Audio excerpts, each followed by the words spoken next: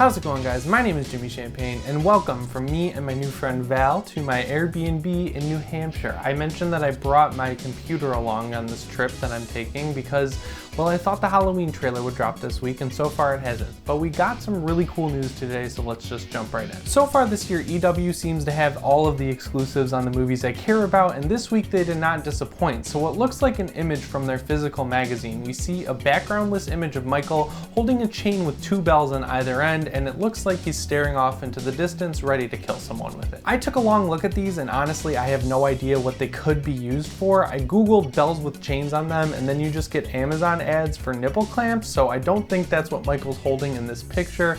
Basically, what I think it is maybe an alert system at Lori's house, because we know that for the past 40 years, she has not left Haddonfield, and she's turned her house into basically a trap hell for Michael, so maybe it's an alert system that he just set off and he's picking it up, and maybe, just maybe, we'll get to see him use this chain on someone. Obviously, this takes place after Michael has escaped Smith's Grove because he's wearing his mask and boiler suit. I don't really think I have to explain that one to you guys, but it also takes place after the one take we're probably gonna get to see in the trailer whenever Ryan Turek decides to set that thing to public, because I know he's the only barrier between us and that trailer, right? There's no one else between that. But anyways, the reason I know it's after that is because Michael is covered in blood, he's dirty, his hands have dried blood on them, so obviously he's already killed some people, and it looks like he's gonna be killing some more, but we will find out for sure on October 19th when we're all sitting in the theater happy to see a new Halloween. The next big piece of news I have for you guys is related to the soundtrack for the movie, which of course is being scored by John Carpenter. Now, we finally know when the soundtrack is coming out, and it's not coming out before the movie. It's coming out on the same day as the movie, in fact, on October 19th, which is fine with me. I'm not one of those people who goes out and buys a soundtrack before a movie is out, and another reason they might be holding it back until the movie's actually out is because the track names might have spoilers in them, so there's nothing weird there if you ask me. There's also going to be a ton of different versions of this vinyl record that you can get from a bunch of different stores, but it looks like they bottom out at around $19 and top out at around 25 bucks, which is pretty fair if you ask me. Waxwork Records has an exclusive version for 25 bucks that has a marbly red, white, and blue vinyl coloring. The Sacred Bones store has a black vinyl version and an orange vinyl version. They also had a really cool orange and white version that came with special packaging and a poster that looks like a shooting range target practice sheet, which is obviously a callback to the fact that a guy actually gave Jamie Lee Curtis the 1978 soundtrack to use as target practice when she was practicing for the movie, and she ended up hitting Michael directly in the forehead on it. But unfortunately, that one is sold out at this time. Stores like FYE and Books A Million will also have their own variants available, and you'll even be able to get one on the John Carpenter tour that's exclusive to that tour.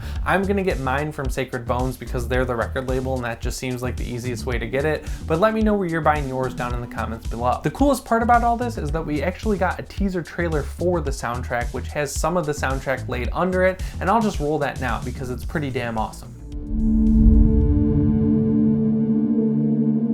We're here to investigate a patient that killed 3 innocent teenagers on a Halloween in 1978.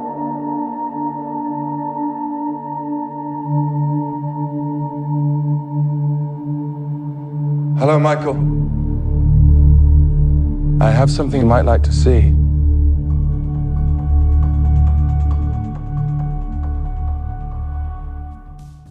The press release that went out with the announcement actually also had some other cool details, and that reads, "The new soundtrack pays homage to the classic Halloween score that Carpenter composed and recorded in 1978 when he forever changed the course of horror cinema and synthesizer music with his low-budget masterpiece. Several new versions of the iconic main theme will serve as the pulse of Green's film, its familiar 5/4 refrain stabbing through the soundtrack like the shape's knife. The rest of the soundtrack is just as enthralling, incorporating everything from atmospheric synth whooshes to eerie piano-driven pieces to skittering electronic percussion. While the new score was made with a few more resources than Carpenter's famously shoestring original, its musical spirit was preserved. I don't think it should be a surprise to anyone that this movie is going to incorporate the iconic theme in some way because we already got to hear it in that first trailer, but I do think it's cool that John Carpenter is working with Daniel Davies and his son again, because I have their other albums and they are all awesome. The last piece of news I have for you guys today comes from Funko, who just announced their Savage World of Horror line of toys, which includes Pinhead, Leatherface,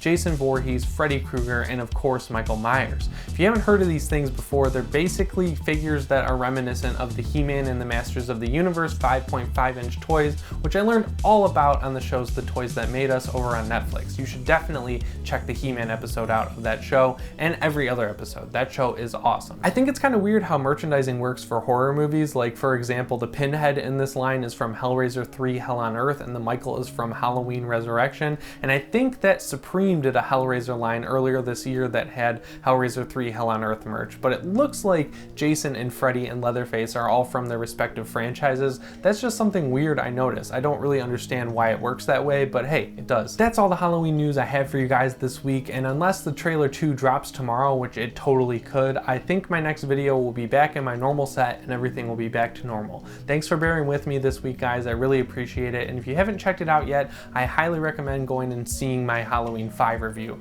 A lot of people said that it might be my best video I've ever made, and honestly, I think it is too. Anyways, guys, that's all the time I have for today, so as always, my name is Jimmy Champane, and I'll see you in the next one. Thanks for watching.